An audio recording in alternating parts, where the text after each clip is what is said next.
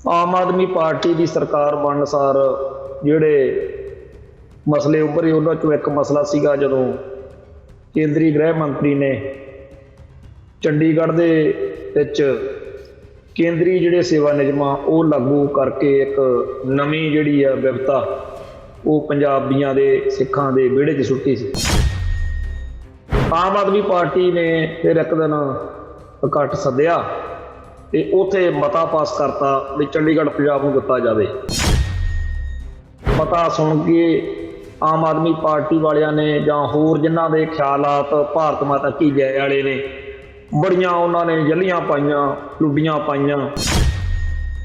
ਚੰਡੀਗੜ੍ਹ ਪੰਜਾਬ ਨੂੰ ਦੇਣ ਦੇ ਐਲਾਨ ਜਿਹੜੇ ਨੇ ਉਹ ਵੀ ਬੜੀ ਵਾਰ ਹੋਏ ਨੇ, ਮਤੇ ਵੀ ਬੜੀ ਵਾਰ ਪਏ ਨੇ, ਪਰ ਇਹ ਗੱਲ ਨਾ ਸਿਰੇ ਚੜੀ ਆ ਤੇ ਨਾ ਚੜ੍ਹਨੀ।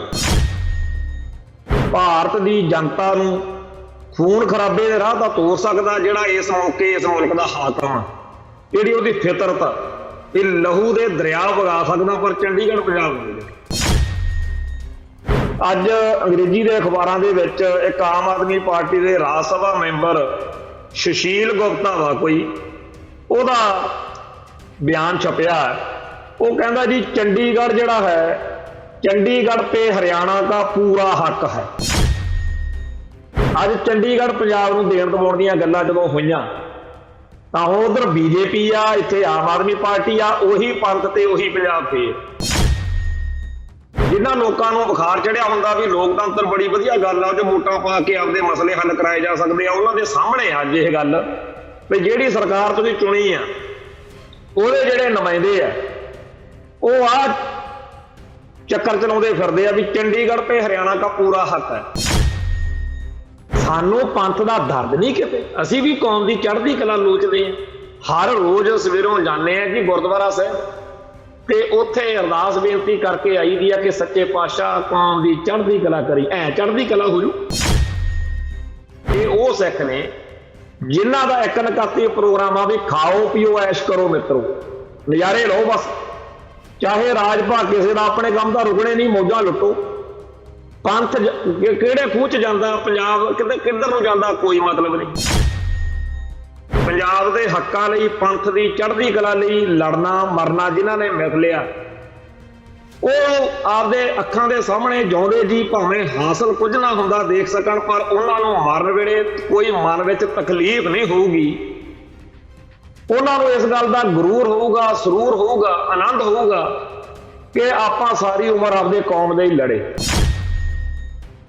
TV 84 ਉੱਤੇ ਪ੍ਰੋਗਰਾਮ ਖਬਰ ਦੀ ਖਬਰ ਦੇਖ ਰਹੇ ਸਾਰੇ ਦਰਸ਼ਕਾਂ ਨੂੰ ਮੈਂ ਸਰਬਜੀਤ ਸਿੰਘ ਘੁਮਾਣ ਫਤਿਹ ਅਰਜ ਕਰਦਾ ਜੀ। ਵਾਹਿਗੁਰੂ ਜੀ ਕਾ ਖਾਲਸਾ, ਵਾਹਿਗੁਰੂ ਜੀ ਕੀ ਫਤਿਹ। ਆਮ ਆਦਮੀ ਪਾਰਟੀ ਦੀ ਸਰਕਾਰ ਬਣਨ ਸਾਰ ਜਿਹੜੇ ਮਸਲੇ ਉੱਭਰੇ ਉਹਨਾਂ ਚੋਂ ਇੱਕ ਮਸਲਾ ਸੀਗਾ ਜਦੋਂ ਕੇਂਦਰੀ ਗ੍ਰਹਿ ਮੰਤਰੀ ਨੇ ਚੰਡੀਗੜ੍ਹ ਦੇ ਵਿੱਚ ਕੇਂਦਰੀ ਜਿਹੜੇ ਸੇਵਾ ਨਿਯਮ ਆ ਉਹ ਲਾਗੂ ਕਰਕੇ ਇੱਕ ਨਵੀਂ ਜਿਹੜੀ ਆ ਵਿਪਤਾ ਉਹ ਪੰਜਾਬੀਆਂ ਦੇ ਸਿੱਖਾਂ ਦੇ ਵਿਹੜੇ 'ਚ ਸੁੱਟੀ ਸੀ। ਇਹ ਤੋਂ ਪਹਿਲਾਂ ਭਾਖੜਾ ਬਿਆਸ ਮੈਨੇਜਮੈਂਟ ਮੋਡ ਦੇ ਵਿੱਚ ਪੰਜਾਬ ਦੀ ਨੁਮਾਇੰਦਗੀ ਖਤਮ ਕਰਨ ਵਾਲਾ ਮਸਲਾ ਸੀ। ਉਹ ਆਮ ਆਦਮੀ ਪਾਰਟੀ ਨੇ ਫਿਰ ਇੱਕ ਦਿਨ ਇਕੱਠ ਸੱਦਿਆ ਤੇ ਉੱਥੇ ਮਤਾ ਪਾਸ ਕਰਤਾ ਵੀ ਚੰਡੀਗੜ੍ਹ ਪੰਜਾਬ ਨੂੰ ਦਿੱਤਾ ਜਾਵੇ। ਬੜਾ ਮਤਾ ਸੁਣ ਕੇ ਆਮ ਆਦਮੀ ਪਾਰਟੀ ਵਾਲਿਆਂ ਨੇ ਜਾਂ ਹੋਰ ਜਿਨ੍ਹਾਂ ਦੇ ਖਿਆਲਾਤ ਭਾਰਤ ਮਾਤਾ ਕੀ ਜੈ ਵਾਲੇ ਨੇ ਬੜੀਆਂ ਉਹਨਾਂ ਨੇ ਜੱਲੀਆਂ ਪਾਈਆਂ, ਲੁੱਡੀਆਂ ਪਾਈਆਂ। ਡਰ ਹੀ ਲੱਗਦਾ ਸੀ ਵੀ ਕਿਤੇ ਡੀਜੇ ਲਾ ਕੇ ਭੰਗੜੇ ਨਾ ਪਾਉਣੇ ਸ਼ੁਰੂ ਕਰ ਦੇਣ, ਦੀਵਾਲੀ ਦੁਸਹਿਰੇ ਵਾਂਗੂ ਨਾਚ ਗਾਣਾ ਨਾ ਸ਼ੁਰੂ ਕਰ ਲੈਣ ਵੀ ਮਤਾ ਪੈ ਗਿਆ ਜੀ ਬਸ ਹੁਣ ਤਾਂ ਚੰਡੀਗੜ੍ਹ ਪੰਜਾਬ ਨੂੰ ਆਇਆ ਲੋ। ਤੇ ਅਸੀਂ ਉਦੋਂ ਵੀ ਇਹ ਗੱਲ ਕਹੀ ਸੀ, ਹੁਣ ਫੇਰ ਕਹਿੰਦੇ ਆ ਵੀ ਇਹ ਮਤਿਆਂ ਮੁਤਿਆਂ ਦੀ ਕਹਾਣੀ ਕੋਈ ਬਹੁਤੀ ਚੱਜ ਹਾਲ ਦੀ ਗੱਲ ਨਹੀਂ। ਇਦੋਂ ਪਹਿਲਾਂ 7 ਵਾਰੀ ਪੰਜਾਬ ਵਿਧਾਨ ਸਭਾ ਦੇ ਵਿੱਚ ਇਹ ਮਤਾ ਅੱਡ-ਅੱਡ ਮੌਕਿਆਂ ਤੇ ਪਾਸ ਹੋ ਚੁੱਕਿਆ ਵਾ ਕਿ ਚੰਡੀਗੜ੍ਹ ਪੰਜਾਬ ਨੂੰ ਦਿਓ, ਪਰ ਨਾ ਕੋਈ ਸੁਣਦਾ ਤੇ ਨਾ ਕੋਈ ਇਸ ਪਾਸੇ ਧਿਆਨ ਦਿੰਦਾ। ਇੱਕ ਵਾਰੀ ਰਾਜੀਵ ਲੌਂਗੋਵਾਲ ਸਮਝੌਤੇ ਤੋਂ ਬਾਅਦ ਸਰਦਾਰ ਸਰਜੀਤ ਸਿੰਘ ਬਰਨਾਲਾ ਉਹਨੂੰ ਵੀ ਬੜਾ ਬੁਖਾਰ ਚੜਿਆ ਹੋਇਆ ਸੀਗਾ ਕਿ ਅੱਜ ਆਥਣ ਨੂੰ ਚੰਡੀਗੜ੍ਹ ਪੰਜਾਬ ਨੂੰ ਮਿਲ ਹੀ ਜਾਣਾ। ਇੱਧਰ 26 ਜਨਵਰੀ 1986 ਵਾਲੇ ਦਿਨ ਦਰਬਾਰ ਸਾਹਿਬ ਕੰਪਲੈਕਸ ਦੇ ਵਿੱਚ ਸਿੱਖ ਸੰਗਤਾਂ ਸਰਬੱਤ ਖਾਲਸਾ ਕਰ ਰਹੀਆਂ ਸੀਗੀਆਂ ਤੇ ਉਧਰ ਸਰਦਾਰ ਸਰਜੀਤ ਸਿੰਘ ਜੀ ਬਰਨਾਲਾ ਜਿਹੜੇ ਆ ਉਹ ਉਡੀਕ ਰਹੇ ਸੀਗੇ ਵੀ ਕਦੋਂ ਰਾਜੀਵ ਗਾਂਧੀ ਐਲਾਨ ਕਰਦਾ ਹੈ कि चंडीगढ़ पंजाब नूं दिता जांदा है। ते नाल दी नाल फिर सारे पंजाब दे विच ਜਿਹੜਾ ਇਹਨਾਂ ਦਾ ਜ਼ਿਲ੍ਹਾ ਉਹ ਜਿਹੜੇ ਲੋਕ ਸੰਪਰਕ ਵਿਭਾਗ ਆ ਉਹ ਹਰ ਜ਼ਿਲ੍ਹੇ ਦੇ ਵਿੱਚ ਤਹਿਸੀਲ ਦੇ ਵਿੱਚ ਬਲਾਕ ਦੇ ਵਿੱਚ ਲੇਬਰ ਵਾਲੇ ਸੱਦ ਕੇ ਤਿਆਰ ਬੈਠੇ ਸੀਗੇ ਤੇ ਸਾਰੇ ਪੰਜਾਬ ਦੇ ਵਿੱਚ ਪੋਸਟਰ ਲਾਉਣੇ ਆ।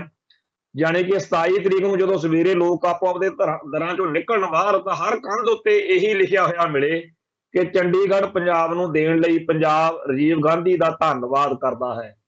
ਪਰ ਨਾ ਤਾਂ 9 ਮਣ ਤੇਲ ਇਕੱਠਾ ਹੋਇਆ ਤੇ ਨਾ ਰਾਧਾ ਨੱਚੀ।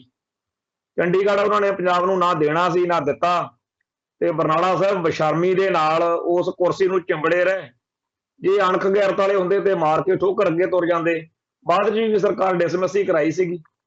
ਸੋ ਚੰਡੀਗੜ੍ਹ ਪੰਜਾਬ ਨੂੰ ਦੇਣ ਦੇ ਐਲਾਨ ਜਿਹੜੇ ਨੇ ਉਹ ਵੀ ਬੜੀ ਵਾਰ ਹੋਏ ਨੇ, ਮਤੇ ਵੀ ਬੜੀ ਵਾਰ ਪਏ ਨੇ, ਪਰ ਇਹ ਗੱਲ ਨਾ ਸਿਰੇ ਚੜੀ ਆ ਤੇ ਨਾ ਚੜ੍ਹਨੀ।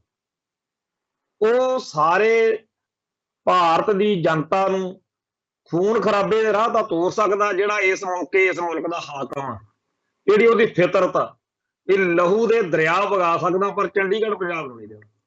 ਚੰਡੀਗੜ੍ਹ ਪੰਜਾਬ ਨੂੰ ਦੇਣ ਦੀ ਤਾਂ ਗੱਲ ਬਾਹਲੀ ਦੂਰ ਆ। ਉਹਦਾ ਪੰਜਾਬ ਨੂੰ ਮਲੀਆ ਮੇਟ ਕਰਕੇ ਇੱਥੇ ਵਸਦੇ ਪੱਗਾਂ ਦਾੜੇ ਵਾਲਿਆਂ ਦਾ ਧਰਮ ਬੋਲੀ ਸੱਭਿਆਚਾਰ ਮਲੀਆ ਮੇਟ ਕਰਨ ਤੇ ਤੁਲੇ ਹੋਏ ਤੇ ਆਪਣੇ ਬੰਦੇ ਭਾਰਤ ਮਾਤਾ ਕੀ ਜੈ ਕਹਿੰਦੇ ਹੋਏ ਇਹ ਸਮਝਦੇ ਆ ਵੀ ਖਨੀ ਅਸੀਂ ਸਾਰਾ ਕੁਝ ਲੈ ਲਾਂਗੇ, ਪਰ ਇਹੋ ਜੀ ਗੱਲ ਕੋਈ ਬਣਨੀ ਬੁਣਨੀ ਨਹੀਂ।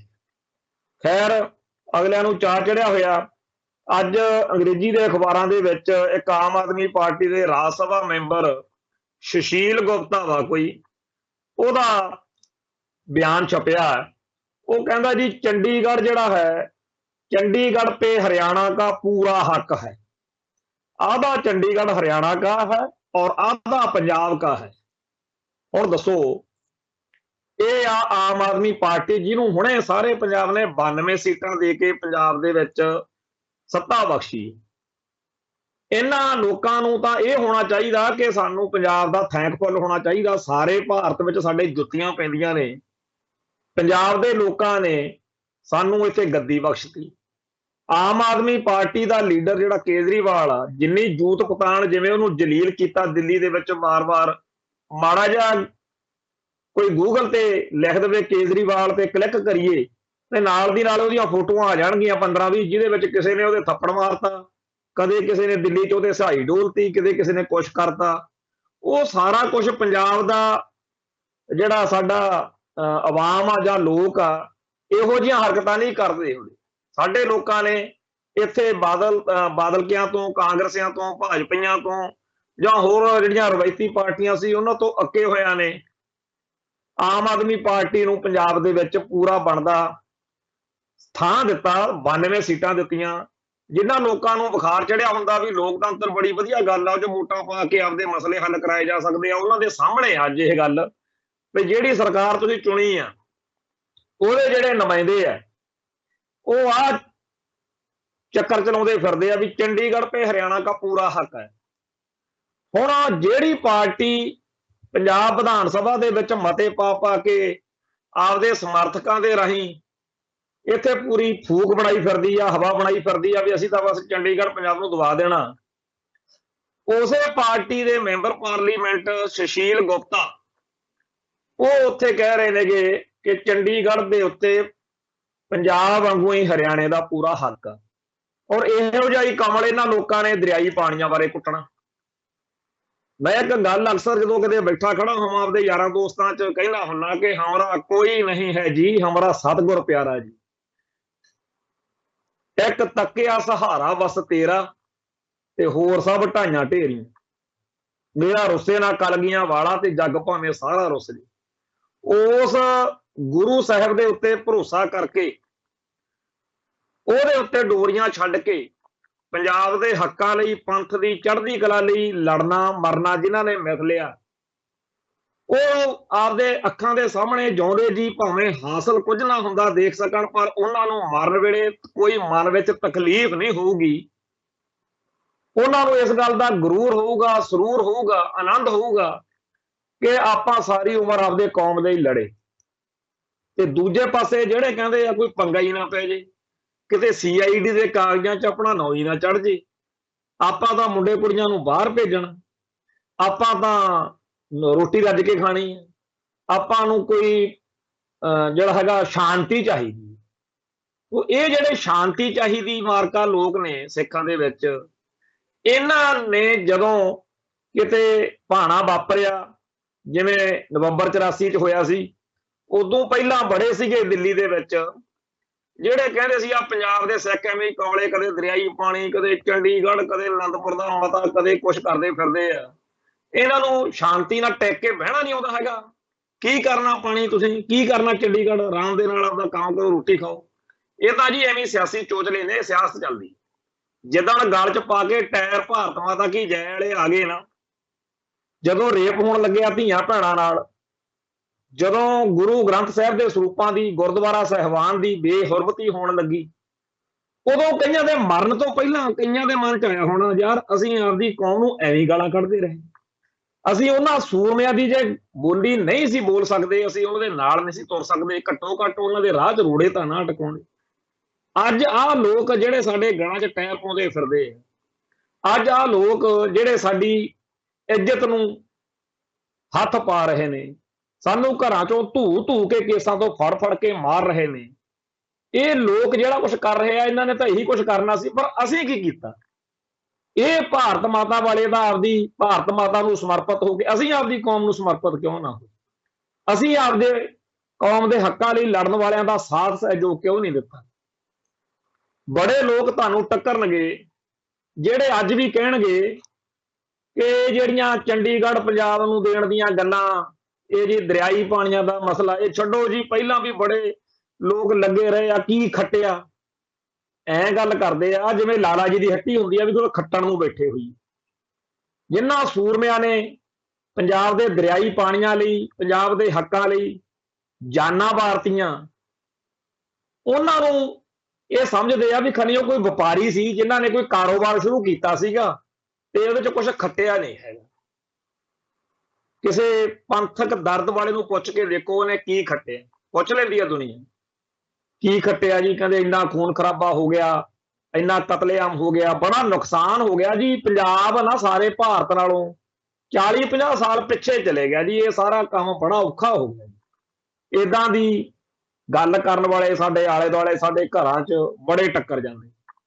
ਔਰ ਇਹਨਾਂ ਲੋਕਾਂ ਦਾ ਹਿਸਾਬ ਕਿਤਾਬ ਇਹੋ ਜਿਹਾ ਹੁੰਦਾ ਵੀ ਜੇ ਕਿਸੇ ਦੇ ਘਰ ਵਿੱਚ ਗੁਰਮਤਿ ਪ੍ਰਕਾਸ਼, ਸ਼੍ਰੋਮਣੀ ਗੁਰਦੁਆਰਾ ਪ੍ਰਬੰਧਕ ਕਮੇਟੀ ਦਾ ਇੱਕ ਮੈਗਜ਼ੀਨ ਆ, ਜਿਹਦੇ ਵਿੱਚ ਕਦੇ ਵੀ ਮੈਨੂੰ ਇਹੋ ਜਿਹਾ ਚੱਜ ਹਾਲ ਦਾ, ਬਹੁਤ ਹੀ ਜਿਹਨੂੰ ਕਹਿ ਦਈਏ ਵੀ ਬਾਤ ਬਣ ਜਾਏ, ਵੀ ਇਹੋ ਜਿਹਾ ਆਰਟੀਕਲ ਮੈਨੂੰ ਨਹੀਂ ਕੋਈ ਲੱਭਿਆ। ਐਵੇਂ ਬਸ ਸੁਧਾਰਨ ਜੀਆਂ ਬਿਲਕੁਲ ਹੀ ਹਲਕੇ ਜਿਹੇ ਲੈਵਲ ਦੀਆਂ ਗੱਲਾਂ ਬਾਤਾਂ ਉਹ 'ਚ ਹੁੰਦੀਆਂ ਨੇ।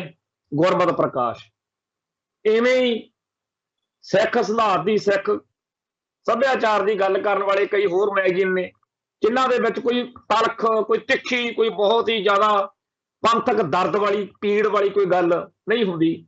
ਸਿੱਖ ਫੁਲਵਾੜੀ ਮੈਗਜ਼ੀਨ ਹੈ ਇੱਕ, ਸਿੱਖ ਮਿਸ਼ਨਰੀ ਕਾਲਜ ਵਾਲਿਆਂ ਦਾ, ਏਦਾਂ ਦੇ ਗੁਰੂ ਗੋਬਿੰਦ ਸਿੰਘ ਸਟੱਡੀ ਸਰਕਲ ਵਾਲਿਆਂ ਦੇ। ਜੇ ਕਿਸੇ ਦੇ ਘਰ ਵਿੱਚ ਇਹੋ ਜਿਹਾ ਮੈਗਜ਼ੀਨ ਵੀ ਦੇਖ ਲੈਣ ਨਾ, ਤਾਂ ਆਹ ਜਿਹੜੇ ਨੇ ਨਾ, ਇਹ ਕੀ ਖੱਟਿਆ ਮਾਰਕਾ, ਜਿਨ੍ਹਾਂ ਦੇ ਸਿੱਖਾਂ ਦੀ ਬਿਮਾਰੀ ਪਈ ਆ ਵੀ ਕੀ ਖੱਟਿਆ, ਇਹ ਉਹਨਾਂ ਦੇ ਘਰ 'ਚ ਲਾਂਬੂ ਲਾ ਕੇ ਆਉਣਗੇ ਵੀ ਉਹ ਕਿਉਂ ਤੁਸੀਂ ਨਿਆਣਿਆਂ ਨੂੰ ਪੁੱਠੇ ਰਾਹ ਪਾਉਣ ਲੱਗੇ ਹੋ। ਅੱਜ ਇਹ ਗੁਰਮਤਿ ਪ੍ਰਕਾਸ਼ ਪੜ੍ਹਦਾ ਹੈ, ਅੱਜ ਇਹ ਸਿੱਖ ਫੁਲਵਾੜੀ ਪੜ੍ਹਦਾ, ਅੱਜ ਇਹ ਸਾਡਾ ਵਿਰਸਾ, ਸਾਡਾ ਗੌਰਵ ਮੈਗਜ਼ੀਨ ਪੜ੍ਹਦਾ ਹੈ, ਕੱਲ ਨੂੰ ਇਹ ਖਾਲਸਾ ਫਤਿਹਨਾਮਾ ਲਿਆਊ, ਸੰਤ ਸਿਪਾਹੀ ਲਿਆਊ, ਖੰਡੇ ਧਾਰ ਲਿਆਊ, ਫਿਰ ਇਹ ਸੰਤ ਗਿਆਨੀ ਜਰਨੈਲ ਸਿੰਘ ਜੀ ਖਾਲਸਾ ਭਿੰਡਰਾਂ ਦੀਆਂ ਤਕਰੀਰਾਂ ਸੁਣੂਗਾ, ਫਿਰ ਇਹ ਕਿਸੇ ਪਾਸੇ ਹੋਰ ਜਾਊਗਾ।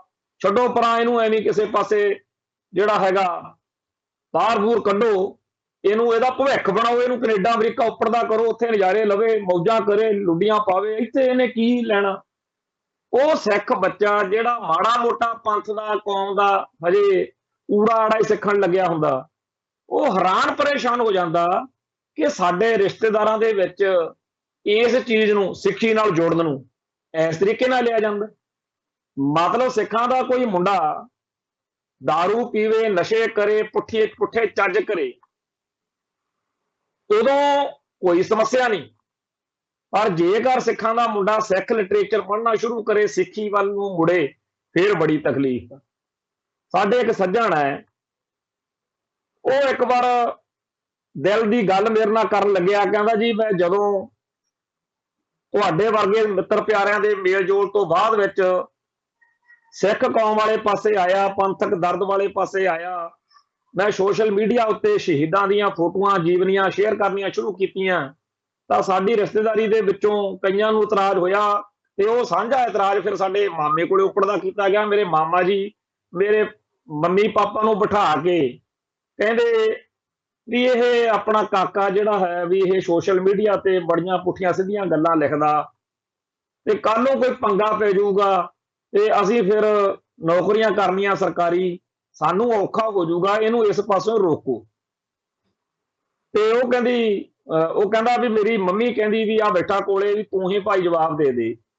ਕਹਿੰਦਾ ਮੈਂ ਕਿਹਾ ਮਾਮਾ ਜੀ ਜਦੋਂ ਮੈਂ ਨਸ਼ੇ ਕਰਦਾ ਸੀ, ਮੂੰਹ ਸਿਰ ਮੇਰਾ ਮੁੰਨਿਆ ਹੁੰਦਾ ਸੀ, ਅਸੀਂ 15-20 ਜਣਿਆਂ ਦਾ ਗਰੁੱਪ ਬਣਾਇਆ ਹੁੰਦਾ ਸੀ, ਜਿੰਨੇ ਅਸੀਂ ਕੁੱਤੇ ਕੰਮ ਕਰਦੇ ਸੀ, ਲੜਾਈਆਂ ਪੜਾਈਆਂ ਖੜਕੇ ਦੜਕੇ ਕਰਦੇ ਫਿਰਦੇ ਸੀ, ਉਦੋਂ ਤਾਂ ਤੁਸੀਂ ਕਦੇ ਨਹੀਂ ਕਿਹਾ ਹੈਗਾ ਬਈ ਤੂੰ ਕਾਕਾ ਸਿੱਧੇ ਰਾਹ ਪੈ।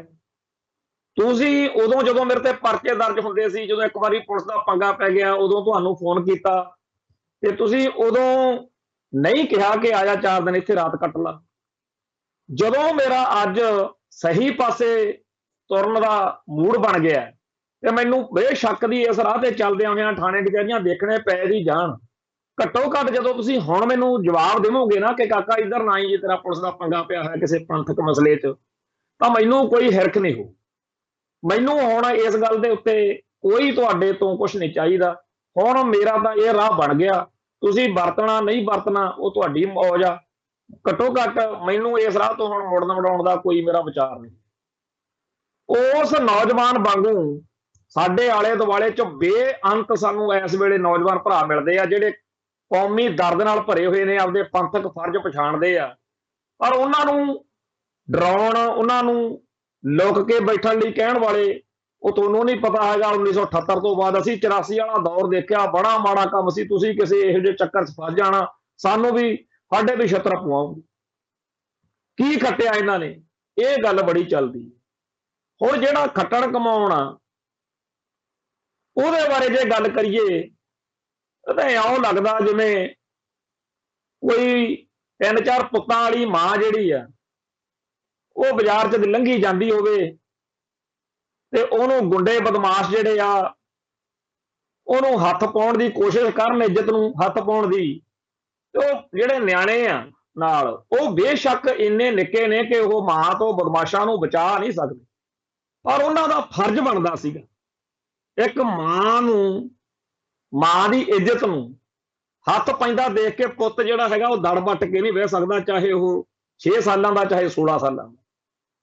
ਤੋਂ ਪੰਜਾਬ ਦੀ ਅਣਖ ਨੂੰ, ਪੰਜਾਬ ਦੀ ਇੱਜ਼ਤ ਨੂੰ, ਪੰਥ ਨੂੰ ਜਦੋਂ ਪੱਗ ਨੂੰ ਹੱਥ ਪਾ ਲਿਆ ਦੁਸ਼ਮਣ ਨੇ, ਉਦੋਂ ਫਿਰ ਇਹ ਬਹਿ ਕੇ ਵਿਚਾਰਾਂ ਨਹੀਂ ਹੁੰਦੀਆਂ ਵੀ ਇਹ ਚੋਂ ਖੱਟਾਂਗੇ ਕੀ ਤੇ ਖੱਟਾਂਗੇ ਕੀ, ਬਚੂਗਾ ਕੀ। ਉੱਥੇ ਤਾਂ ਇਹ ਗੱਲ ਹੁੰਦੀ ਆ ਕਿ ਸਾਡਾ ਫਰਜ਼ ਬਣਦਾ ਸੀ। ਇਹੋ ਜਿਹੀਆਂ ਜਬੜੀਆਂ ਮਾਰਨ ਵਾਲੇ ਅੱਜ ਵੀ ਸਾਡੇ ਆਲੇ ਦੁਆਲੇ ਨੇ। 1984 ਤੋਂ ਪਹਿਲਾਂ ਤਾਂ ਬਾਹਲੇ ਸੀ। ਇਹ ਜੀ ਭਿੰਡਰਾਂ ਵਾਲਾ ਮਰਵਾਊਗਾ, ਇਹ ਜੀ ਆ ਜਿਹੜੇ ਦਲ ਖਾਲਸਾ ਵਾਲੇ, ਬੱਬਰ ਖਾਲਸਾ ਵਾਲੇ, ਇਹ ਸਿਆਪਾ ਪਾਉਣਗੇ ਜੀ ਕੋਈ। ਤੇ ਜਦੋਂ 1984 ਦੇ ਵਿੱਚ ਨਵੰਬਰ ਮਹੀਨੇ ਦੇ ਵਿੱਚ ਗਲਾਂ 'ਚ ਪੈਣ ਲੱਗੇ ਟਾਇਰ, ਪਹਿਲਾਂ ਤਾਂ ਉਦੋਂ ਕਈਆਂ ਦੇ ਚੇਤੇ ਆਇਆ ਹੋਊ ਮਰਨ ਤੋਂ ਪਹਿਲਾਂ ਵੀ ਅਸੀਂ ਆਪਦੀ ਕੌਮ ਦੇ ਖਿਲਾਫ ਭੁਗਤੇ, ਰਹਿੰਦੀ ਖੂੰਦੀ ਕਸਰ ਫਿਰ ਬਾਅਦ 'ਚ ਨਿਕਲੀ। ਨਵੰਬਰ 1984 ਤੋਂ ਲੈ ਕੇ ਅਗਲੇ 4-5 ਮਹੀਨੇ, ਜੇ ਤੁਹਾਡੇ ਯਾਦ ਹੋਵੇ ਤੁਸੀਂ ਹੋਲਾ ਮਹੱਲਾ 1985 ਵਾਲਾ ਚੇਤੇ ਕਰੋ, ਖਾਲਿਸਤਾਨੀ ਪੱਗਾਂ ਦੀ, ਪੀੜੀਆਂ ਪੱਗਾਂ ਦੀ ਉਸ ਮੌਕੇ ਇੱਕ ਲਹਿਰ ਚੱਲੀ। ਸਾਰਾ ਹੋਲਾ ਮਹੱਲਾ ਉਸ ਵਾਰੀ ਸ਼ਹਾਦਤ ਦੇ ਉਸ ਰੰਗ ਨਾਲ, ਬਸੰਤੀ ਰੰਗ ਦੀਆਂ ਪੱਗਾਂ ਨਾਲ ਭਰਿਆ ਪਿਆ ਸੀ। ਤੇ ਉਹ ਦੌਰ ਫਿਰ ਆਇਆ ਜਦੋਂ ਹਰੇਕ ਇੱਕ ਦੂਜੇ ਨੂੰ ਪੁੱਛਦਾ ਕਰਦਾ ਸੀ ਵੀ ਹੈਗਾ ਕੁਛ।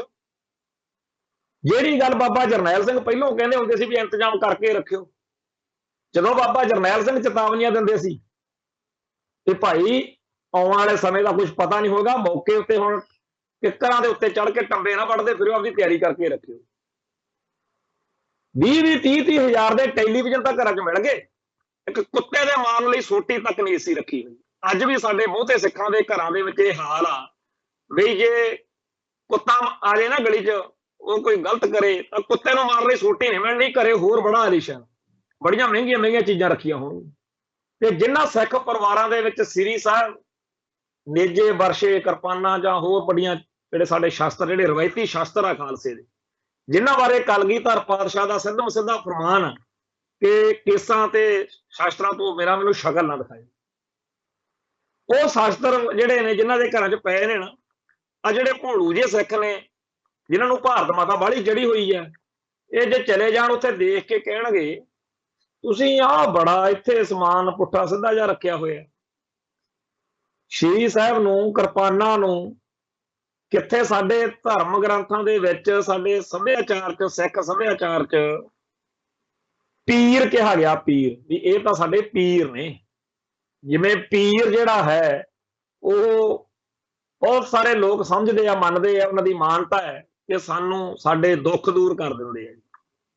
ਉਵੇਂ ਸਾਡੇ ਦੁੱਖ ਦੂਰ ਕਰਨ ਵਾਲੇ ਨੇ ਪੀਰ, ਸਾਡੇ ਸ਼ਾਸਤਰ ਸਾਡੇ। ਤੇ ਉਹਨਾਂ ਸ਼ਾਸਤਰਾਂ ਨੂੰ ਕਿਸੇ ਦੇ ਘਰ ਪਿਆ ਨੂੰ ਦੇਖ ਕੇ ਲੇਰਾਂ ਮਾਰੀ ਜਾਣ ਵਾਲੇ ਲੋਕ ਆ ਜਿਹੜੇ, ਉਹਨਾਂ ਲੋਕਾਂ ਨੇ ਕੀ ਕੌਮ ਲਈ ਲੜਨਾ ਤੇ ਕੀ ਕੌਮ ਦੇ ਮਸਲਿਆਂ ਤੇ ਚਰਚਾ ਕਰਨੀ ਆ, ਸੁਣ ਵੀ ਨਹੀਂ ਸਕਦੇ। ਕਿਸੇ ਦੇ ਘਰ 'ਚ ਗੁਰਮਤ ਪ੍ਰਕਾਸ਼ ਮੈਗਜ਼ੀਨ ਦੇਖ ਕੇ ਚੀਕਾਂ ਮਾਰਨ ਵਾਲੇ, ਸਿੱਖ ਫਰਵਾੜੀ ਮੈਗਜ਼ੀਨ ਦੇਖ ਕੇ ਚੀਕਾਂ ਮਾਰਨ ਵਾਲੇ, ਕਿਸੇ ਹੋਰ ਦੇ ਪੁੱਤ ਨੂੰ, ਕਿਸੇ ਧੀ ਨੂੰ ਸਿੱਖੀ ਵੱਲ ਮੁੜਦਿਆਂ ਦੇਖ ਕੇ ਲੇਰਾਂ ਮਾਰਨ ਵਾਲੇ ਲੋਕ, ਇਹ ਆ ਸਾਡੀ ਕੌਮ। ਇਹ ਕਹਿੰਦੇ ਨੇ ਕਿ ਸਾਨੂੰ ਪੰਥ ਦਾ ਦਰਦ ਨਹੀਂ ਕਿਤੇ, ਅਸੀਂ ਵੀ ਕੌਮ ਦੀ ਚੜ੍ਹਦੀ ਕਲਾ ਲੋਚਦੇ ਹਾਂ। ਹਰ ਰੋਜ਼ ਸਵੇਰੋਂ ਜਾਂਦੇ ਆ ਜੀ ਗੁਰਦੁਆਰਾ ਸਾਹਿਬ, ਤੇ ਉੱਥੇ ਅਰਦਾਸ ਬੇਨਤੀ ਕਰਕੇ ਆਈ ਦੀ ਆ ਕਿ ਸੱਚੇ ਪਾਤਸ਼ਾਹ ਕੌਮ ਦੀ ਚੜ੍ਹਦੀ ਕਲਾ ਕਰੀ, ਐ ਚੜ੍ਹਦੀ ਕਲਾ ਹੋ ਜੂ। ਹਰ ਇੱਕ ਉਸ ਸਿੱਖ ਦਾ, ਹਰ ਇੱਕ ਉਸ ਪੰਥ ਦਰਦੀ ਦਾ ਵਿਰੋਧ ਕਰਨਾ ਜਿਹੜੇ ਪੰਥ ਦੀ ਚੜ੍ਹਦੀ ਕਲਾ ਲੋਚਦੇ ਹੋਣ, ਜਿਹੜੇ ਪੰਜਾਬ ਦੇ ਪੰਥ ਦੇ ਮਸਲਿਆਂ ਦੀ ਗੱਲ ਕਰਦੇ ਹੋਣ, ਉਹਨਾਂ ਨੂੰ ਭੰਡਣਾ, ਨਿੰਦਣਾ, ਤੇ ਉਹ ਗੁਰਦੁਆਰੇ ਜਾ ਕੇ ਹੇ ਸੱਚੇ ਪਾਤਸ਼ਾਹ ਕੌਮ ਦੀ ਚੜ੍ਹਦੀ ਕਲਾ ਕਰ।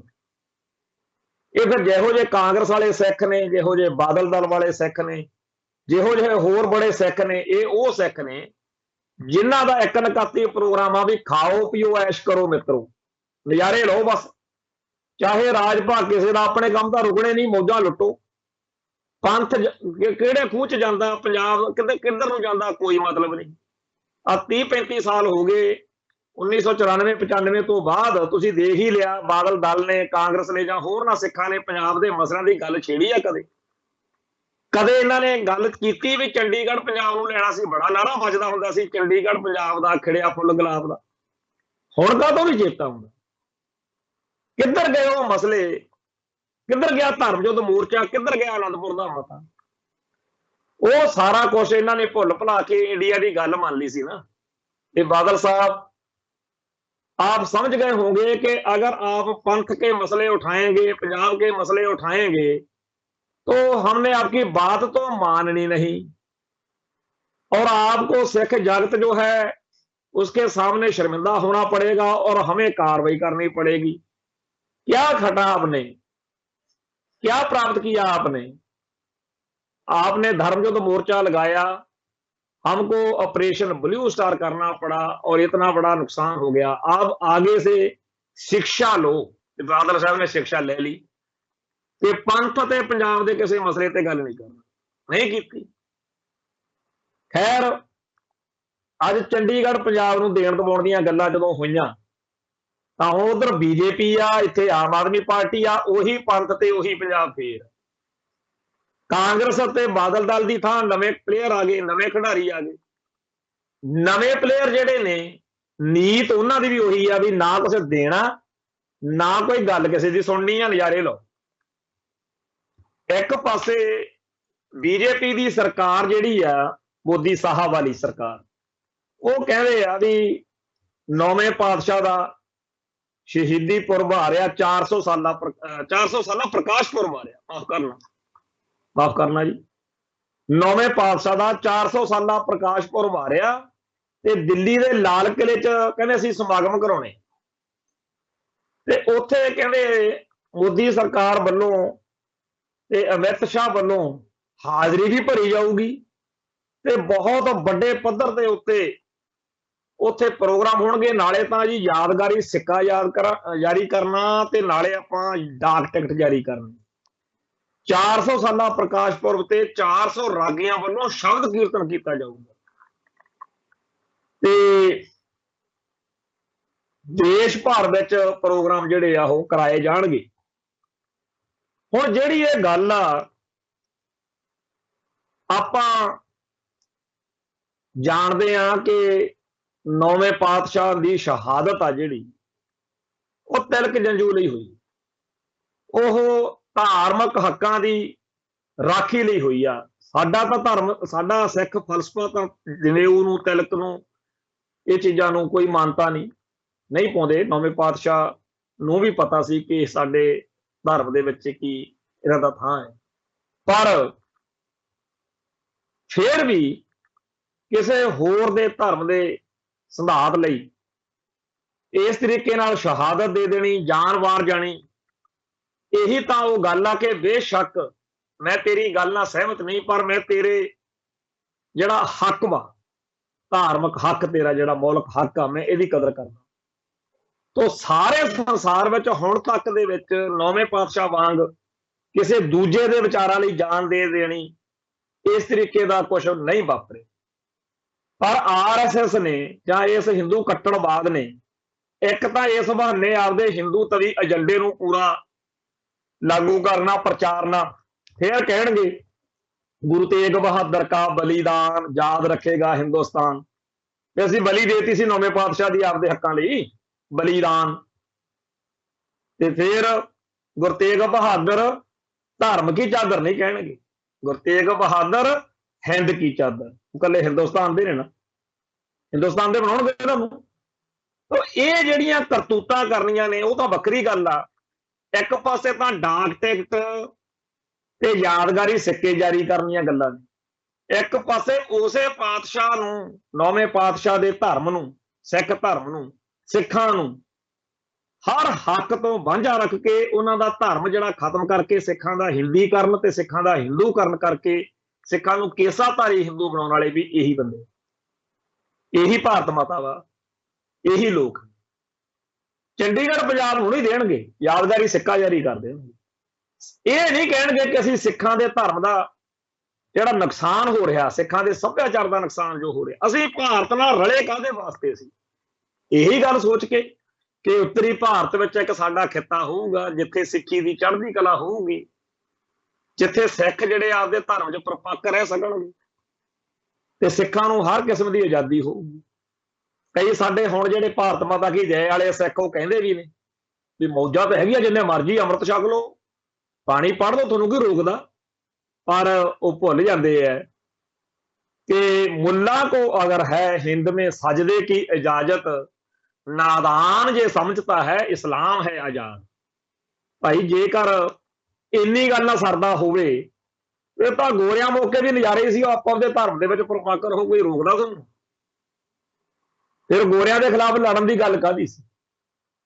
सो जदों हक ना मिलते होण, जलील हुंदे होईए, उदों फिर कौमां दे अंदर आपदा घर बनाउण वाले पासे नूं आउंदे आ। असीं तां 1947 मौके आपदे जानो प्यारे गुरधामां नूं छड्ड के आपदी अद्धी कौम साडी उस इक्को झटके च उस दिन बहुत भारी नुकसान होया सी, जानी नुकसान होया।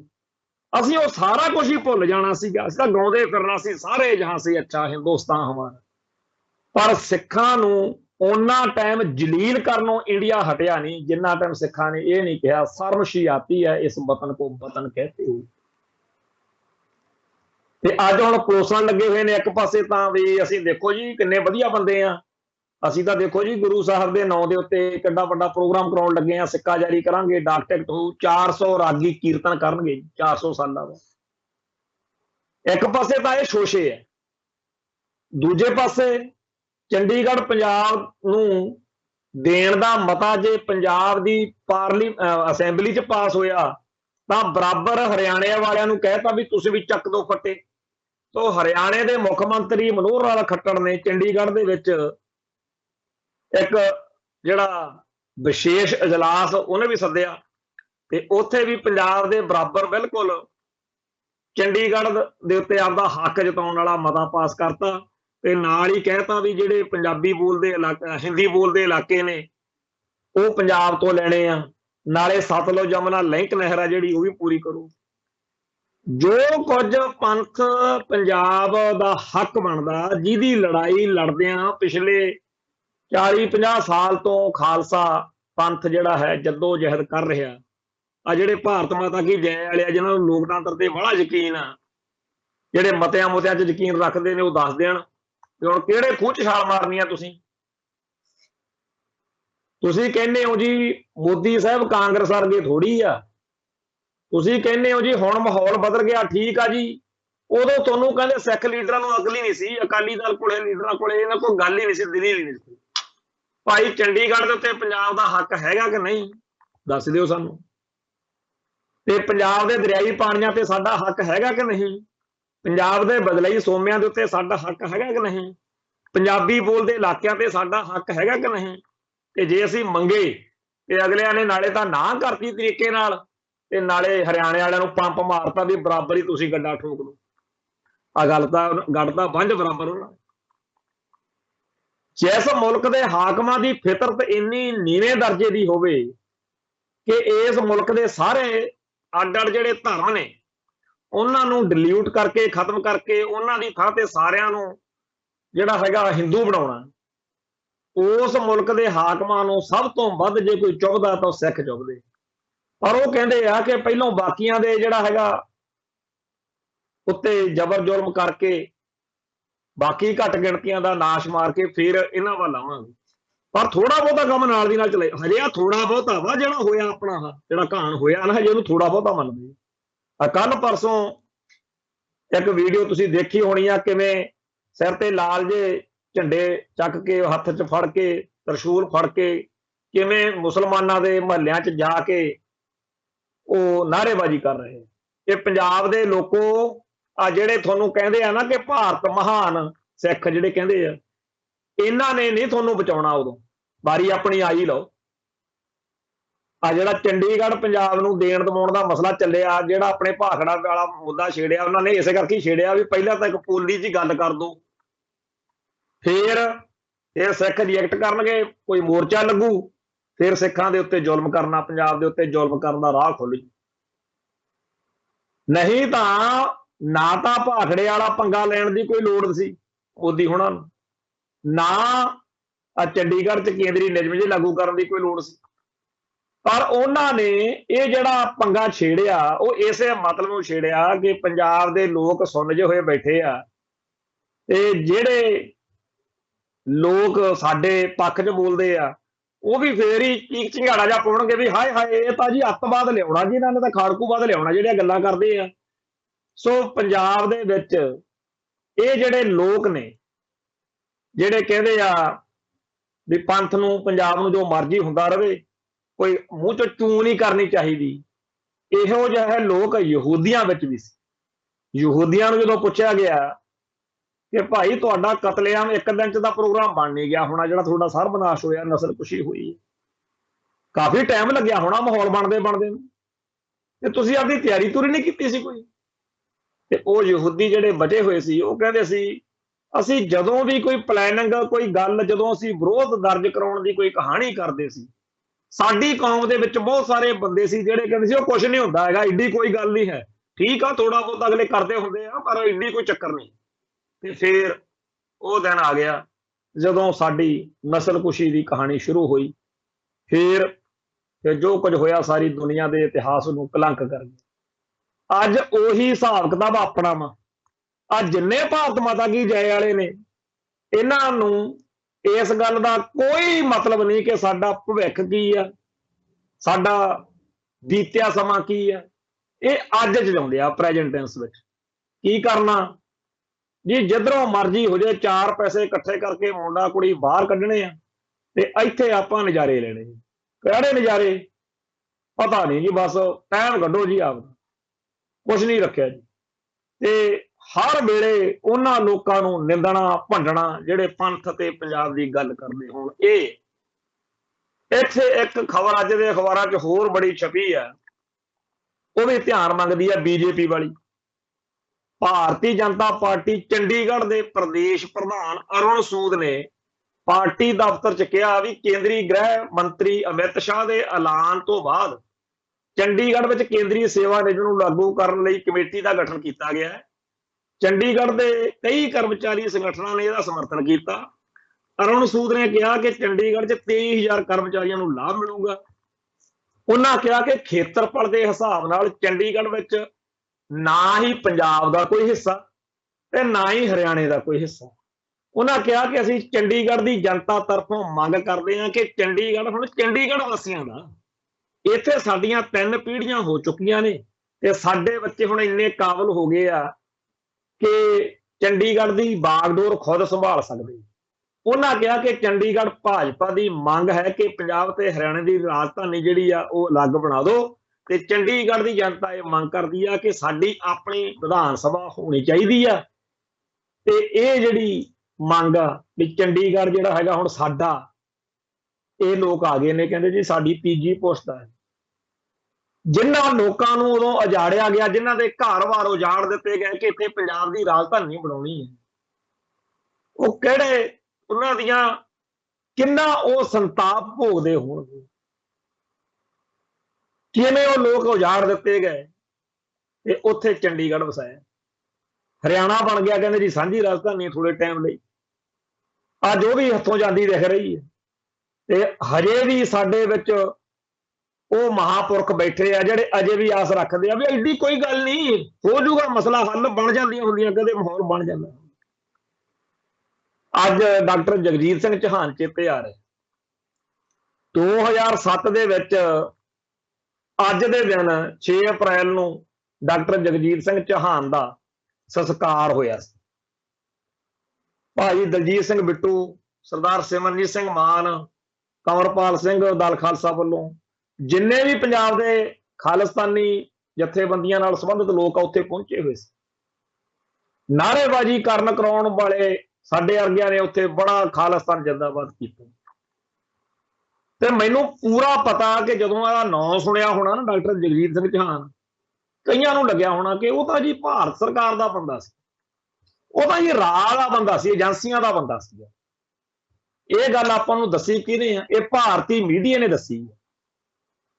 ਭਾਰਤੀ ਮੀਡੀਆ ਨੇ ਦੱਸਿਆ ਕਿ ਡਾਕਟਰ ਸੋਹਣ ਸਿੰਘ ਵੀ ਵਿਕਿਆ ਹੋਇਆ ਸੀ, ਡਾਕਟਰ ਗੰਗਾ ਸਿੰਘ ਢਿੱਲੋਂ, ਸਰਦਾਰ ਸਿਮਰਨਜੀਤ ਸਿੰਘ ਮਾਨ, ਸੰਤ ਭਿੰਡਰਾਂ ਵਾਲੇ, ਕਿਹੜਾ ਬੰਦਾ ਜਿਹੜਾ ਖਾਲਿਸਤਾਨੀ ਸਫਾਂ ਦੇ ਵਿੱਚ ਵਿਚਰਿਆ ਹੋਵੇ ਤੇ ਜਿਹਨੂੰ ਭਾਰਤੀ ਮੀਡੀਆ ਨੇ ਬਦਨਾਮ ਨਾ ਕੀਤਾ ਹੋਵੇ, ਤੇ ਕਿਹੜਾ ਬੰਦਾ ਜਿਹਨੇ ਸਿੱਖਾਂ ਦੀ ਖਾਲਿਸਤਾਨ ਦੀ ਮੁਖਾਲਫਤ ਕੀਤੀ ਹੋਵੇ ਤੇ ਉਹਨੂੰ ਭਾਰਤ ਮਾਤਾ ਦੇ ਪਿਆਰਿਆਂ ਨੇ, ਮੀਡੀਆ ਨੇ ਪ੍ਰਚਾਰਿਆ ਨਾ ਹੋਵੇ ਵੀ ਇਹਦਾ ਬਹੁਤ ਵਧੀਆ ਸਿੱਖ। ਹਰ ਉਹ ਸਿੱਖ ਜਿਹੜਾ ਪੰਥ ਲਈ, ਕੌਮ ਲਈ, ਧਰਮ ਲਈ ਕੁਝ ਸਹੀ ਪਾਸੇ ਸੋਚ ਰੱਖੂਗਾ ਨਾ, ਉਹਨੂੰ ਬਦਨਾਮ ਕਰਨ ਦੇ ਲਈ ਕੁਝ ਵੀ ਕੀਤਾ ਜਾ ਸਕਦਾ, ਕਿਸੇ ਵੀ ਹੱਦ ਤੱਕ ਜਾਇਆ ਜਾ ਸਕਦਾ। ਆਪ ਕਿਤਾਬਾਂ ਲਿਖ ਕੇ ਆਪ ਮੰਨਿਆ ਜਾ ਸਕਦਾ ਕਿ ਸਾਡਾ ਬੰਦਾ ਸੀ ਜੀ। ਡਾਕਟਰ ਸੰਗਤ ਸਿੰਘ ਆ, ਉਹਨੇ ਇੱਕ ਕਿਤਾਬ ਲਿਖੀ ਹੈ ਜਿਹਦੇ ਵਿੱਚ 1975 ਤੋਂ ਬਾਅਦ ਉਹਨੇ ਕੋਈ ਸਿੱਖ ਛੱਡਿਆ ਹੀ ਨਹੀਂ ਜਿਹੜਾ ਏਜੰਸੀਆਂ ਦਾ ਬੰਦਾ ਨਾ ਬਣਾਇਆ ਹੋ। ਡਾਕਟਰ ਜਗਜੀਤ ਸਿੰਘ ਚੌਹਾਨ ਉਹ ਪਹਿਲਾ ਬੰਦਾ ਹੈ ਸਿੱਖਾਂ ਦੇ ਵਿੱਚੋਂ ਜਿਹਨੇ ਖਾਲਿਸਤਾਨ ਦੇ ਸੰਘਰਸ਼ ਨੂੰ ਸਾਰੇ ਸੰਸਾਰ ਵਿੱਚ ਉੱਪਰਦਾ ਕੀਤਾ। ਉਹ ਕਈ ਵਾਰ ਇੱਕ ਗੱਲ ਕਿਹਾ ਕਰਦੇ ਸੀ ਬਈ ਅਕਾਲੀ ਲੀਡਰੋ, ਤੁਸੀਂ ਕਦੇ ਪੰਜਾਬੀ ਸੂਬਾ ਮੰਗਦੇ ਹੋ, ਕਦੇ ਵੱਧ ਅਧਿਕਾਰ ਮੰਗਦੇ ਹੋ, ਕਦੇ ਕੁਛ ਕਦੇ ਕੁਛ, ਇਹਦੇ ਨਾਲੋਂ ਵਧੀਆ ਨਹੀਂ ਵੀ ਖਾਲਿਸਤਾਨ ਮੰਗ ਲਓ। ਉਹ ਕਹਿੰਦਾ ਵੀ ਖਾਲਿਸਤਾਨ ਕਿਹਾ ਜੀ ਸਟੇਟ ਜਿਹੜੀ ਆ ਉਹ ਬਹੁਤ ਜ਼ੁਲਮ ਕਰੂਗੀ। ਉਹ ਕਹਿੰਦਾ ਵੀ ਜਦੋਂ ਤੁਸੀਂ ਚੰਡੀਗੜ੍ਹ ਪੰਜਾਬ ਨੂੰ ਮੰਗਿਆ, ਮਾਫ ਕਰਨਾ, ਜਦੋਂ ਤੁਸੀਂ ਪੰਜਾਬੀ ਸੂਬਾ ਮੰਗਿਆ, ਜਿੰਨਾ ਕੁ ਜ਼ੁਲਮ ਉਦੋਂ ਹੋਇਆ, ਜਦੋਂ ਤੁਸੀਂ ਐਮਰਜੈਂਸੀ ਦਾ ਵਿਰੋਧ ਕੀਤਾ, ਜਿੰਨਾ ਕੁ ਜ਼ੁਲਮ ਉਦੋਂ ਹੋਇਆ, ਜਦੋਂ ਤੁਸੀਂ ਧਰਮ ਯੁੱਧ ਮੋਰਚਾ ਲਾਇਆ, ਜਿੰਨਾ ਕੁ ਜ਼ੁਲਮ ਉਦੋਂ ਹੋਇਆ, ਓਨਾ ਕੀ ਜ਼ੁਲਮ ਉਦੋਂ ਹੋਣਾ ਜਦੋਂ ਖਾਲਿਸਤਾਨ ਮੰਗੇ। ਫਿਰ ਜੇ ਕੁੱਟ ਖਾਣੀ ਹੋਈ ਆ ਫਿਰ ਖਾਲਿਸਤਾਨ ਕਹਿ ਕੇ ਖਾ ਲਓ। ਉਵੇਂ ਹੀ ਅੱਜ ਆ ਜਿਹੜੇ ਲੋਕ ਉੱਠ ਕੇ ਕਹਿੰਦੇ ਆ ਕਿ ਜੀ ਮਾਹੌਲ ਖਰਾਬ ਹੋ ਜਾਊਗਾ, ये दसन भी फिर सारे हक छड्ड दिते जाण ते जिवें कहंदे हुंदे आ भी नीवीं पा के दिन कट्टणे सिख लईए फिर शांति रहूगी। वो गल वधिया। डॉक्टर जगजीत सिंह चौहान जां होर बहुत सारे जिन्ने भी साडे सत्कारत शख्सियतां ने खालिस्तानी संघर्ष दीआं, इन्हां बारे मैं 2-3 गल्लां करनियां चाहुंदा अज। एक तां इह गल पक्की आ कि जिस खालिस्तानी संघर्ष दे विच शख्सियत ने कोई रोल प्ले कीता, ਉਹਨੂੰ ਕਿਸੇ ਨਾ ਕਿਸੇ ਮੌਕੇ ਕਿਸੇ ਨਾ ਕਿਸੇ ਨੇ ਭੰਡਿਆ ਨਿੰਦਿਆ ਜ਼ਰੂਰ ਆ ਕਿ ਤਾਂ ਏਜੰਸੀਆਂ ਦਾ ਬੰਦਾ। ਕੋਈ ਬਿਰਲਾ ਹੀ ਬਚਿਆ ਹੋਣਾ, ਮੈਨੂੰ ਤਾਂ ਕੋਈ ਲੱਭਿਆ ਨਹੀਂ ਹੁਣ ਤੱਕ। ਤੇ ਕਿਸੇ ਦਿਨ ਹਰੇਕ ਬੰਦਾ ਜਿਹੜਾ ਸੁਣ ਰਿਹਾ ਪ੍ਰੋਗਰਾਮ ਉਹਨੂੰ ਮੈਂ ਬੇਨਤੀ ਕਰਦਾ ਵੀ ਖਾਲਿਸਤਾਨੀ ਸੰਘਰਸ਼ ਨਾਲ ਵਿਚਰੇ ਹੋਏ ਸਾਰੇ ਚੌਧਰੀ ਲੀਡਰਾਂ ਦੀ, ਮੁਖੀ ਸੱਜਣਾ ਦੀ ਇੱਕ ਲਿਸਟ ਬਣਾ ਲਵੇ ਤੇ ਮਾੜਾ ਜਿਹਾ ਧਿਆਨ ਦੇ ਲਵੇ, ਗੂਗਲ ਤੇ ਸਰਚ ਮਾਰ ਲਵੇ, ਤੁਹਾਨੂੰ ਹਰੇਕ ਦੇ ਬਾਰੇ ਕੁਝ ਨਾ ਕੁਝ ਸੁਣਨ ਨੂੰ ਮਿਲ ਜੂਗਾ ਵੀ ਇਹ ਤਾਂ ਏਜੰਸੀਆਂ ਦਾ ਬੰਦਾ। ਹਰੇਕ ਜਥੇਬੰਦੀ ਭੰਡਣ ਨੂੰ ਕੁਛ ਨਾ ਕਿਸੇ ਨਾ ਕਿਸੇ ਮੌਕੇ ਕਿਹਾ, ਚਾਹੇ ਉਹ ਡਾਕਟਰ ਜਗਜੀਤ ਸਿੰਘ ਚੌਹਾਨ ਆ, ਚਾਹੇ ਉਹ ਦਲ ਖਾਲਸਾ, ਚਾਹੇ ਗਜਿੰਦਰ ਸਿੰਘ ਆ, ਚਾਹੇ ਸਿਮਰਨਜੀਤ ਸਿੰਘ ਮਾਨ ਆ, ਚਾਹੇ ਸੰਤ ਭਿੰਡਰਾਂ ਵਾਲੇ ਆ, ਚਾਹੇ ਕੋਈ ਹੋਰ, ਹਰੇਕ ਨੂੰ ਭੰਡੀ ਪ੍ਰਚਾਰ ਵੀ ਉਹਦਾ ਜੀ ਫਲਾਣੇ ਕਾਂਗਰਸ ਦਾ ਬੰਦਾ, ਉਹਦਾ ਜੀ ਏਜੰਸੀਆਂ ਦਾ ਬੰਦਾ। ਇਹ ਸਾਰਾ ਕੁਛ ਇੱਕ ਤਾਂ ਹਰੇਕ ਬਾਰੇ ਤੁਹਾਨੂੰ ਮਿਲ ਜੂ। ਦੂਜਾ ਇਹ ਬਈ ਜਿਹੜੇ ਬੰਦੇ ਕੌਮ ਲਈ, ਕੌਮੀ ਘਰ ਲਈ ਸਰਗਰਮ ਹੋਏ, ਉਹਨਾਂ ਨੂੰ ਨਿੰਦਣ ਭੰਡਣ ਲਈ ਸਾਡੇ ਅੰਦਰਲੇ ਸ਼ਰੀਕਾ ਜਿਹੜਾ ਸਾਡੇ ਅੰਦਰਲਾ ਇੱਕ ਦੂਜੇ ਨਾਲ ਵਿਰੋਧ ਆ, ਉਹਨੇ ਵੀ ਬਹੁਤ ਭੈੜਾ ਰੋਲ ਨਿਭਾਇਆ। ਇੱਕ ਤਾਂ ਸਟੇਟ ਨੇ ਮੀਡੀਆ ਰਾਹੀਂ ਨੈਰੇਟਿਵ ਸਿਰਜਿਆ ਕਿ ਉਹ ਬੰਦਿਆਂ ਨੂੰ ਬਦਨਾਮ ਕਰ ਦਿਓ ਕੌਮ ਦੇ ਵਿੱਚ, ਜਿਹੜੇ ਬੰਦੇ ਕੌਮ ਦੀ ਗੱਲ ਕਰਦੇ।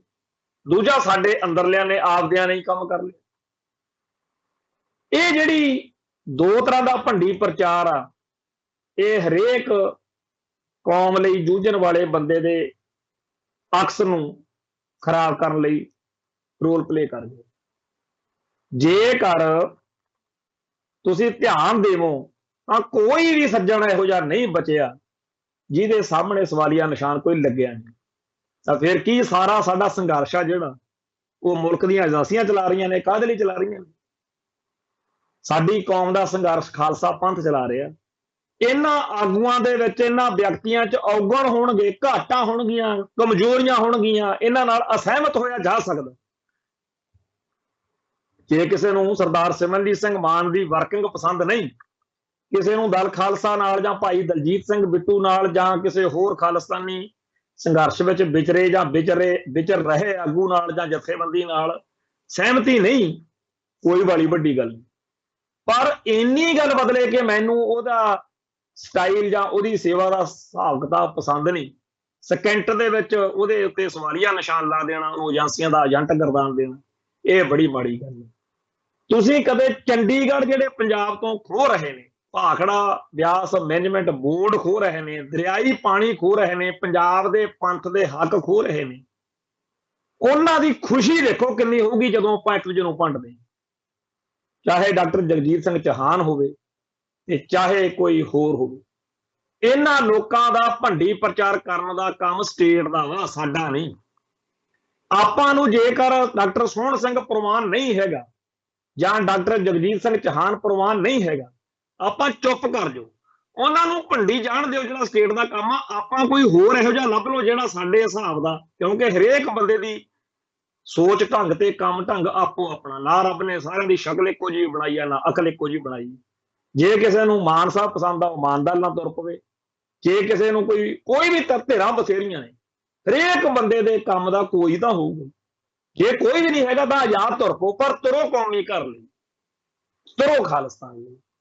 ਸਾਰੇ ਮਸਲੇ ਜਿੰਨੇ ਵੀ ਨੇ ਉਹ ਉਵੇਂ ਦੇ ਉਵੇਂ ਖੜੇ ਆ। ਪਿਛਲੇ 50 ਸਾਲ ਤੋਂ 60 ਸਾਲ ਤੋਂ ਨਿੱਤ ਪ੍ਰਤੀ ਸਾਡੇ ਉੱਤੇ ਅਟੈਕ ਵੱਧ ਰਹੇ ਨੇ। ਅੱਜ ਸਾਡੀ ਸਾਡੇ ਬੰਦਿਆਂ ਨੂੰ, ਜਿਨ੍ਹਾਂ ਨੂੰ ਚਾਅ ਚੜਿਆ ਹੋਇਆ ਸੀਗਾ ਕਿ ਆਮ ਆਦਮੀ ਪਾਰਟੀ ਦੀ ਸਰਕਾਰ ਬਣਾ ਲਈ ਆ ਜੀ, ਉਹਨਾਂ ਨੇ ਜੀ ਚੰਡੀਗੜ੍ਹ ਪੰਜਾਬ ਨੂੰ ਦੇਣ ਦਾ ਮਤਾ ਪਾਸ ਕਰਤਾ। ਅੱਜ ਸੁਣ ਜੇ ਹੋਏ ਫਿਰਦੇ ਹੋਣੇ ਆ ਵੀ ਹਰਿਆਣੇ ਨੇ ਵੀ ਬਰਾਬਰ ਮੰਜੀ ਠੋਕਤੀ ਆ। ਸੋ ਮਤਿਆਂ ਦੀ ਕਹਾਣੀ ਕੋਈ ਬਾਹਲੀ ਕੰਮ ਵਾਲੀ ਹੈ ਨਹੀਂ, ਇਹਦੇ ਕੋਈ ਅਰਥ ਉਰਥ ਨਹੀਂ ਬਣਦੇ। ਸਾਨੂੰ ਆਪਦੇ ਅੰਦਰ ਉਹ ਤਾਕਤ ਪੈਦਾ ਕਰਨੀ ਪਊਗੀ। को किसी को राज ना दे हैं, जो ले हैं निज बल से ले हैं। ਆਪਦਾ ਕੰਮ ਕਰਨ ਲਈ ਆਪਦਾ ਸਿਰ ਆਪ ਹੀ ਗੁੰਦਣਾ ਪੈਣਾ। ਆਪਦੇ ਅੰਦਰੋਂ ਉਹ ਭਾਵਨਾ ਪੈਦਾ ਕਰੀਏ ਜਿਹਦੇ ਨਾਲ ਕੌਮ ਦੀ ਲੜਾਈ ਜਿਹੜੀ ਆ ਉਹ ਹੋਰ ਤਿੱਖੀ ਤੇ ਹੋਰ ਤੇਜ਼ ਕੀਤੀ ਜਾ ਸਕੇ। ਸੱਚੇ ਪਾਤਸ਼ਾਹ ਸਾਨੂੰ ਸਮੱਤ ਬਖਸ਼ਣ। ਫਿਰ ਮਿਲਾਂਗੇ ਜੀ, ਅੱਜ ਲਈ ਇੰਨਾ ਹੀ ਕਾਫੀ ਹੈ। ਨਾਨਕ ਨਾਮ ਚੜ੍ਹਦੀ ਕਲਾ, ਤੇਰੇ ਭਾਣੇ ਸਰਬੱਤ ਦਾ ਭਲਾ। ਵਾਹਿਗੁਰੂ ਜੀ ਕਾ ਖਾਲਸਾ, ਵਾਹਿਗੁਰੂ ਜੀ ਕੀ ਫਤਿਹ।